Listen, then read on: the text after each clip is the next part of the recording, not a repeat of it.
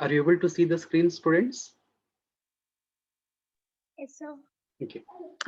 Uh, the next concepts, I just skipped to make a PPT of this one. Let's quickly go through this one. The operations on data structures. Okay. Again, this is for point of examination. You may get a question on explain the different operations performed on a data structure. This is in general, right? In general, operations that we can perform on any data structures. Right? You may find it similar to the things operations which we have studied in arrays, right? We have also seen some operations which we can perform on arrays, right? The same way there are some operations, general operations we can perform on any type of a data structures. The first operation is create. So what create means, it is nothing but it is creating the data structures, right? There will not be any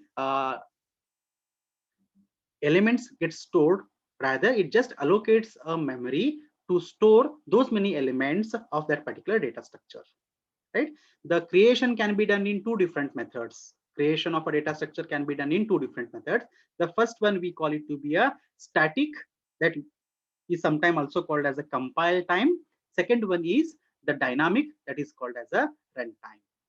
Okay, so the most of the time programs which we have written earlier all uses the concept called as a static memory allocation. Okay, we will study those things again. Okay, compile time memory allocation, so that is what we have already studied.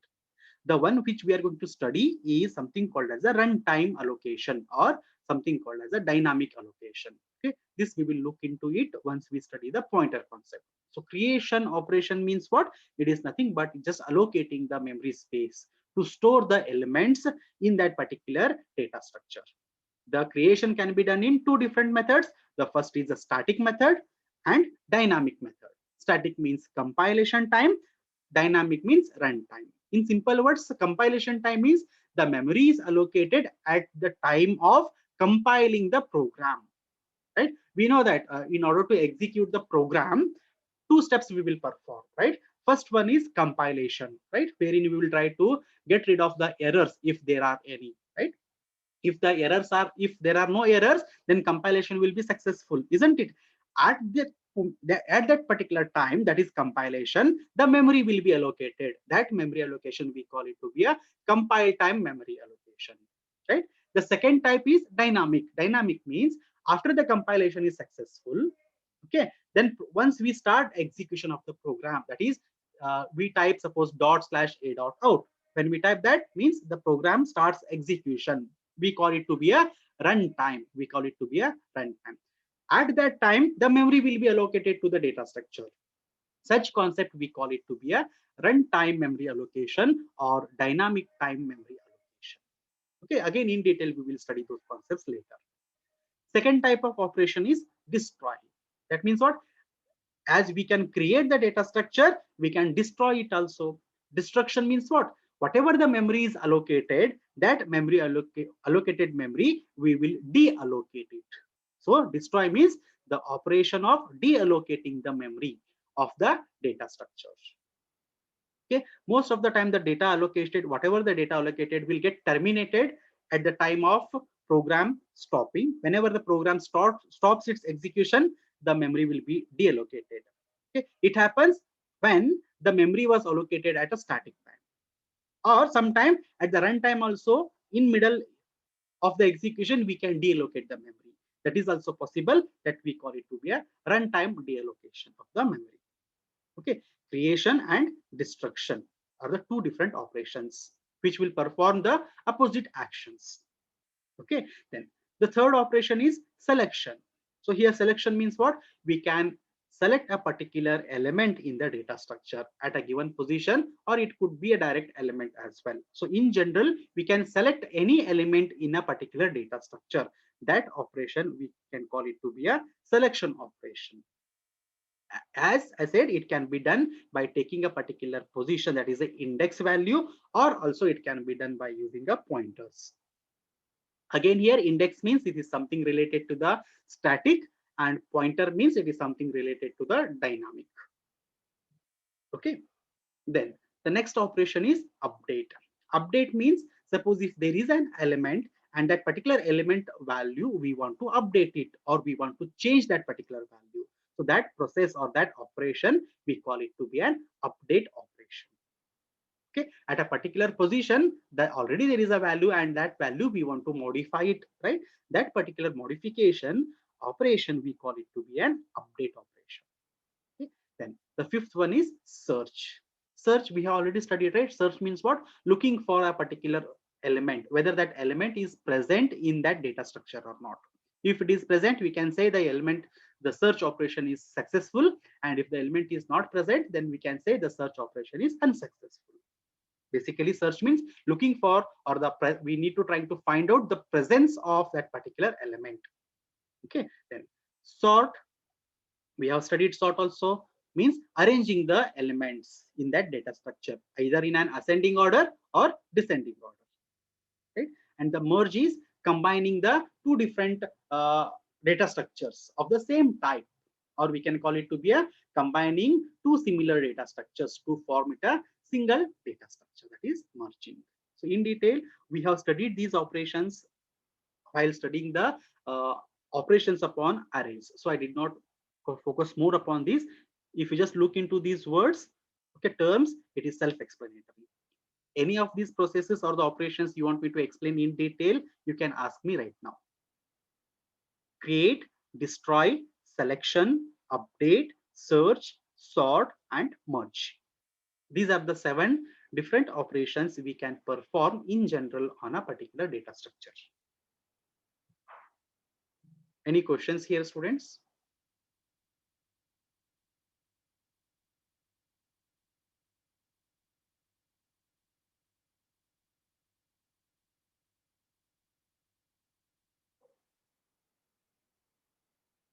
Aniket, is it understood? Aniket Ghorpade?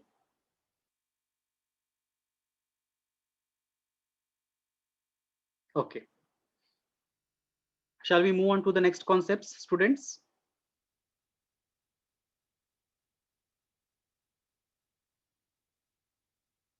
Yes, sir.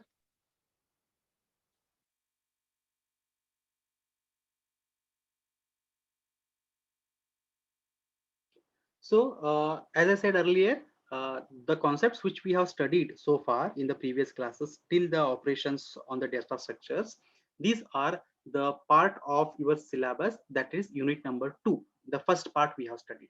Now I will move on to the unit number 1, wherein we are going to study the advanced concepts of C programming. In that, the first part again is the dynamic memory allocation and the pointers. Okay.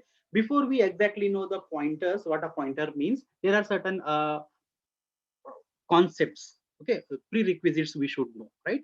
Something called as a memory allocation. This we are already aware, right? How much of a memory space is required to store what type of data type. For integer, it is 2 bytes. For character, 1 byte. Float, 4 bytes. Double, 8 bytes, right? Then the memory allocation, this also I have shown you in the previous class, or in one of the classes I have explained you. The memory can be divided into a finite number of blocks, and each of these individual blocks we can call it to be a which can store exactly 1 byte of data, and every block can be accessed by a unique value or a unique number called as a memory addresses, and those memory addresses are hexadecimal in number. So you can see here, for better understanding, I have just used the numbers like 1001 for this block. The next block will be 1002, next block will be 1003. Like that, for every block there will be a unique identification number called as a memory address or memory location, right? Then just go through this particular slide. I have explained in detail about this one. Take a moment and look into these particular diagrams and let me know if any of these, if you don't understand any of this one, please ask me.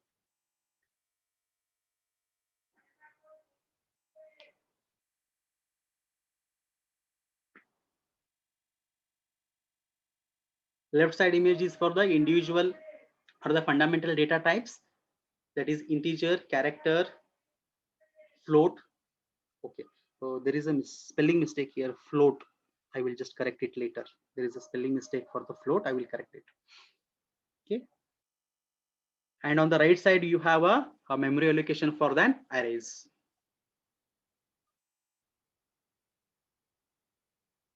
Students, you want me to explain this again, or is it understood for you?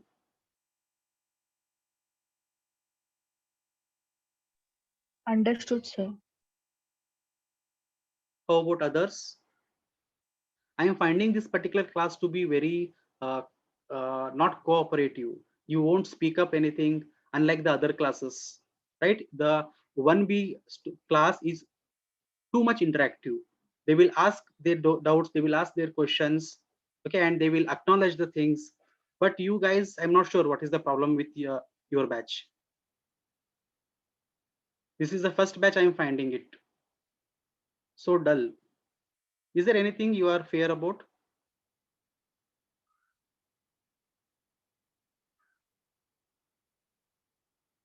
Open up, guys. You can speak. Unmute yourself and speak.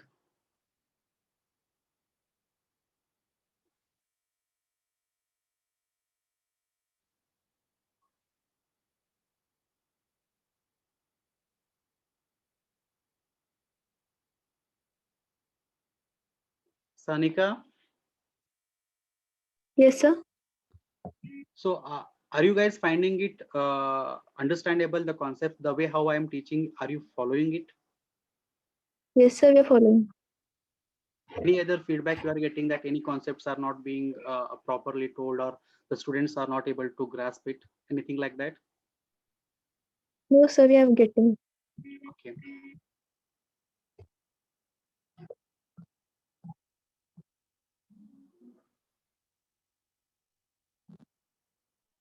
Prajwal.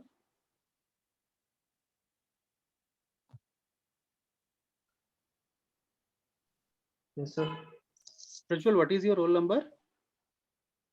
156. 156. 56. Next time when you join, you do enter your roll number at the time of joining the class. Okay. Okay, sir. And the other students, Bhiman Gowda, Onkar, Saundarya, Tejaswini, Vijaya, and Vishal. Vishal, you guys have entered. Only that person. Okay. Yeah, you have entered the roll numbers. Okay. Shall I proceed further? I hope I think that you are able to understand this memory allocation, how it works and all. So with that understanding, I am moving further to the next, because this is very, very important to understand the remaining concepts. Okay. Now, there are three different concepts we are going to learn. Very simple one. The first one is size of function. Have you come across with this term earlier in the first semester? Size of. Anyone? Can anyone respond here? Definitely. We have taught you what size of means. Have you come across with this size of? Yes, sir. Okay. What it is, size of means?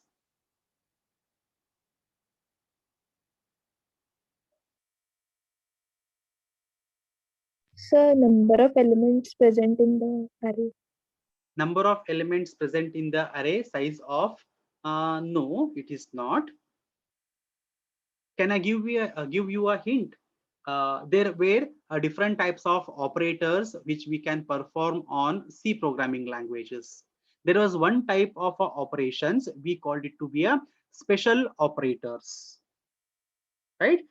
Like arithmetic, relational, logical, bitwise, increment, decrement, like that sub concepts, categories. There was one category called as a special operators. Do anyone remember?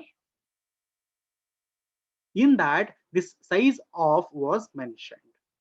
This size of, there we called it to be an operator, but more precisely we can call it to be a function.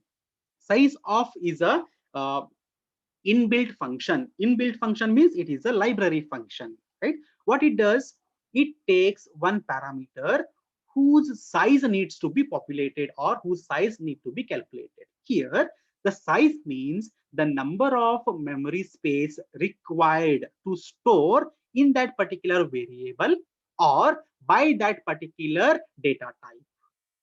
That means, suppose if there is a variable by n of the integer data type, that is int n is declared, and we want to know how much of memory space is required for that variable n. In such cases, we need to make use of this particular library function called as size of. What it will give us? It will return us the total amount of memory which is required to store that variable. Okay, I will explain or I will demonstrate this with a simple program. Okay, now this is something which we have already known. Character requires 1 byte, int 2, float 4, double 8 bytes. Okay, remember this size of. We'll demonstrate this once again. I will demonstrate it once I cover the couple of more slides. The next one, the next operator is address of operator. Right now, in the previous slides here, we talked about what memory address and all. Right, how we can retrieve the memory address. Okay, better example is this one. Now, here we said that when I declare int a and initialize with a 10, a is over here. But how can I retrieve the memory address of a, that is 1001? When it is a b, how can I retrieve 1005? If it is a f, how can I retrieve 1007? This operation, or if we want to know the address of a particular variable, then we can make use of a special operator called as address of operator. Right, the symbol for address of operator is ampersand sign. If the ampersand sign is used, we can retrieve the value or the memory address of a particular variable. Have you used this address of operator anytime?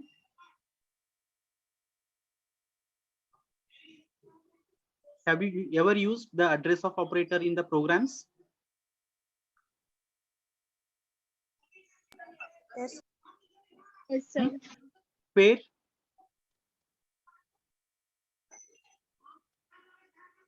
Suyesh, if you want to speak, you can unmute. Otherwise, you can go on a mute.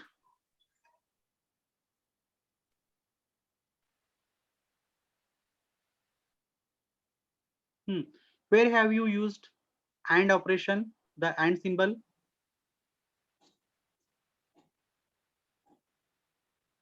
Shweta, can you answer?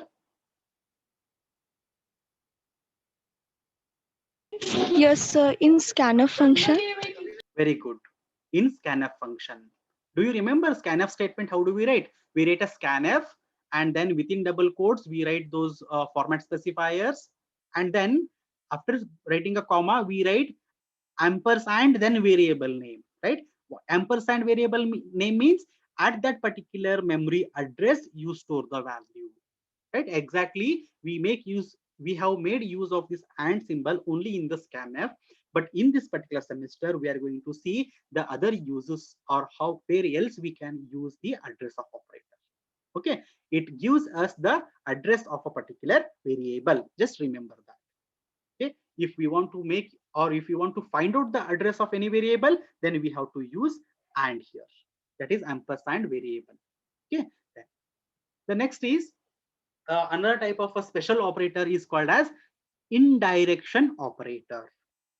Right, this indirection operator, sometimes we call it to be a value at that particular address. Value at address means it is the other way.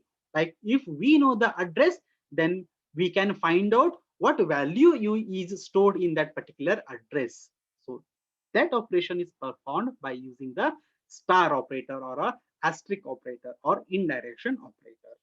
Okay, we will study the other advantages of the indirection operator and other functionality of indirection operator in the upcoming slides. Okay, now let us quickly go ahead and try to give a demonstration about these three things: size of, address of, and indirection. Okay, let me open up the programming tool here so that we can study.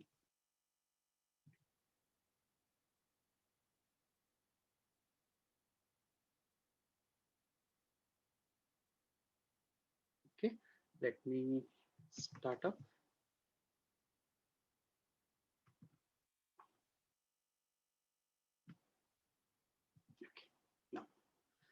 Now first let us give a demo on size of operator.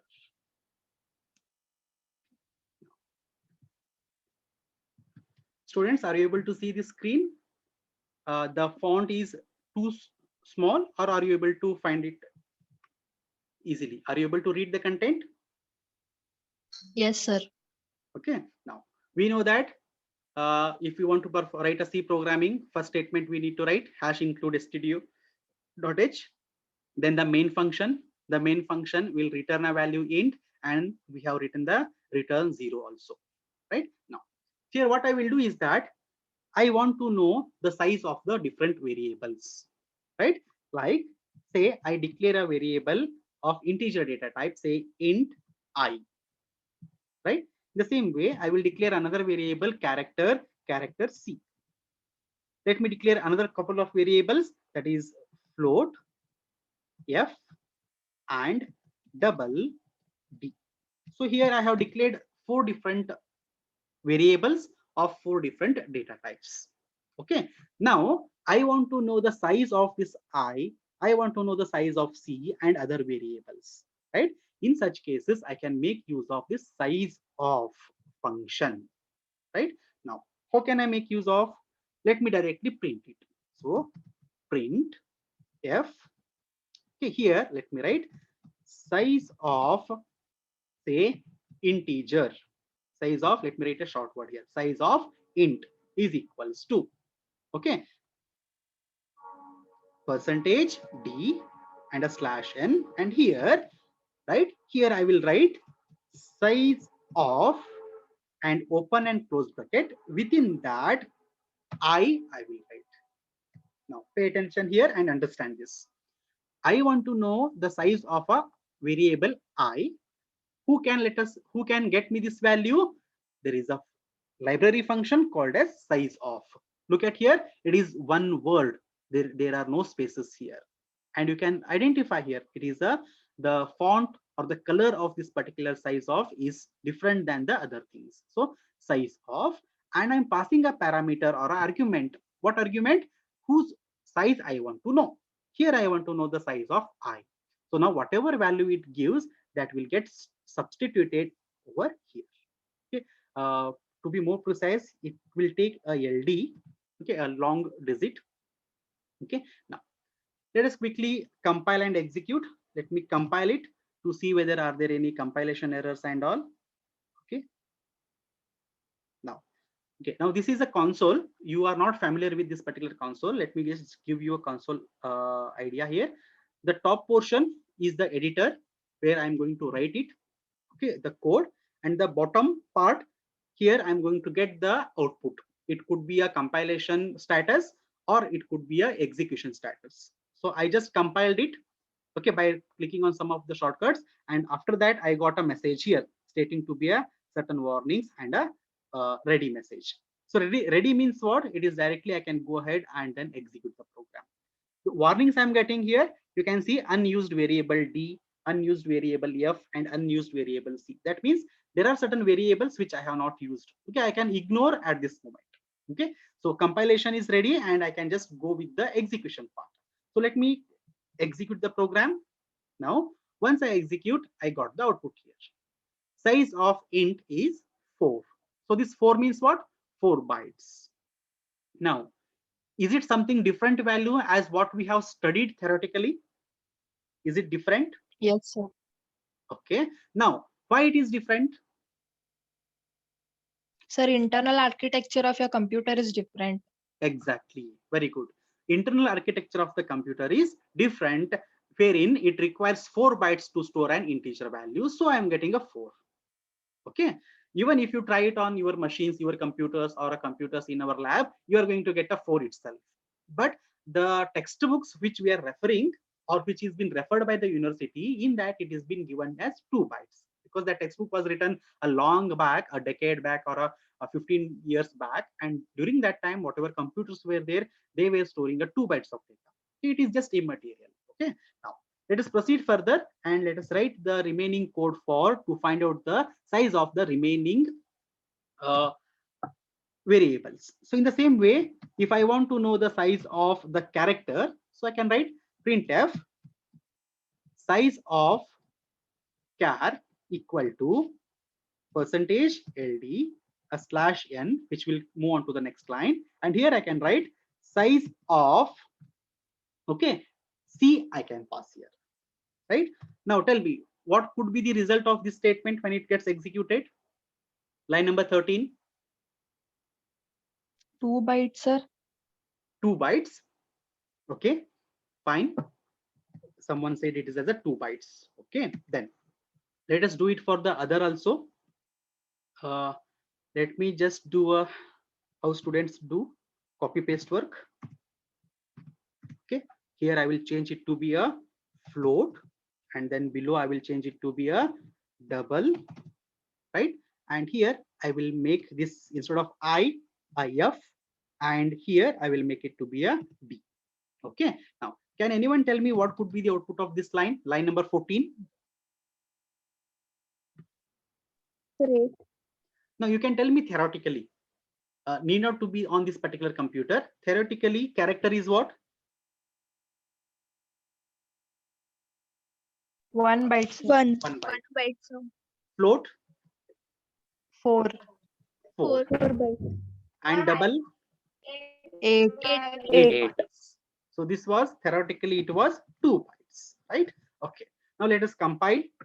You may notice here earlier I was getting some warnings, isn't it, for D, F, and C. Now let me compile and check whether do I still get any warnings. Now look at here, there are no warnings. Compilation is successful because I have made use of those variables. Okay, let us go ahead and execute the program here. Okay, now I got these as the outputs. Now look at here. Character, we'll go for the one by one. First one is integer. Theoretically it is 2 bytes, but practically it is 4 bytes. We know the reason for that, right? Character, float, and double are same. Practically are they are same as that of our theoretical results. Character is 1 byte only, float is 4 byte only, and double is 8 byte only. Only change we get for integer. Understood, students? Yes, sir. Okay. Yes, sir. Now here, this size of operator, there is a other alternative. Other alternative is that I no need to pass variable. I no need to pass variable. Suppose, assume that if there is another variable j of the type integer, and I want to know the size of this particular j, right? I need not to pass size of j here. I can directly pass the type of data type here, right? If I just type int, it is also absolutely okay. If I want to know the size of a character, I can just directly pass as a character. Here, float, I can directly pass it as a float. Here, I can directly pass it as a double. In that case also, I will get a proper results. Let me comment these lines and just show you how it works. I've just commented all the first declaration of the variables, but what I have written only the printf statements. And for the size of function, I'm just passing directly the names of those data types. Okay, compile and look for the messages. It is perfect. Execute. Still, I get the results. So learning from this particular program is that two things. First one is the size of function gives us the memory space required to store that particular type of a data, right? The second learning is usage. We can provide the name of the variable as the parameter, or we can provide the name of the data type directly. Both can be given. Understood, students? Yes, sir. Okay, now if this is understood, let us move further to learn the next concept, that is demonstration of address of operator. So address of operator means what? Ampersand symbol. Now assume that I have a variable, say int, let me call it to be a. Okay, then I want to know the memory location of this particular A. What is the memory address where this A is being stored, right? In order to know that one, what I can make use of, I can make use of an address symbol before the A. So how I will write it? See here, printf. Okay, now address of A is equals to, okay, now here we need to write a format specifier, right? For integer, what is the format specifier? Percentage D. D. For float, D. Percentage F. for character, Percentage C. yes. For strings, Percentage Percentage S. S. percentage, yes, right? Now here, I will just, I will not write what I need to write it here, but I will proceed and then I will explain what I should give there. Okay, now I need to find out the address of particular variable A. So what I need to find out address of A. How I can get? I can get by using address of operator. So if I write like this, and symbol, ampersand symbol followed by name of the variable, that treats that address of A. I am fetching it. I am fetching address of A, and that address of A, I want to print it over here. I want to substitute here. Since it is not an integer value, right? I said that these addresses are not an integer value, but rather they are hexadecimal numbers, right? They are the addresses. The format specifier for addresses is P. Ampersand the percentage symbol and then P. P is used as the format specifier for the pointers or the addresses rather, right? Okay. Now, when I execute this program, when I compile, we are going to get a warning here. We are going to get a warning. Warning says that format percentage P expects an argument of a wide star, but the argument has or type of int star. You can exclude or you can ignore this error. Okay, it is also depending upon the architecture of the computer. You can exclude it. No need not to worry about that. Okay, now if I execute the program, okay, if I execute the program, look at here what I'm getting. Address of A is something like this. Now 0 x f f f f c b f c. This means what exactly? It is an hexadecimal number. Hexadecimal number, how can I identify? Hexadecimal numbers always begin with 0x. Hexadecimal numbers are represented in the computer with 0x, right? Followed by whatever I get here, these 8 characters, right? These are the hexadecimal numbers. Are these hexadecimal numbers? The one which I have highlighted Yes, sir. here, are they hexadecimal numbers? Yes, sir. Yes. Sir. Hexadecimal number consists of what? The digits 15 0 digits. to total how many? 15. Not 15, it is 16. 16. Hexadecimal, hexa 6, decimals 10. So 16. 0 to 9 are the digits. So how many total? 10 digits. Yes or no? 0 to 9, Sir. right? Yes, Then sir. alphabets A to A to Yep. F. F, isn't it? A to F, that will be 6. So total 16, right? Now, the variable way A, when I declared in the computer, it is stored into a particular memory space. And in this architecture, it requires 4 bytes of our data, right? So the first address of this A is this one. First address of A is this one. Now, just pay attention to the, sorry, pay attention to the last 2 characters, FC. After FC, what will be the next number? Hexadecimal number. After FC, what will be the next digit? Sir is asking very difficult question, right? Now, see here. You write the numbers, right? 1, 2, 1. After 1, you write 2, 3, 4, 5, 6, 7, 8, 9. In decimal, after 9, what you write? A. No, I'm asking in decimal. I'm asking in decimal. 10. We write 10, right? But in the hexadecimal, we don't write this 10. Rather, we will write it as A. After A, B, C, D, E, F. Okay. Now after F, what number comes? If I start from 0, let me start from 0 here. Okay. After F, what should I write? Next number? You have studied different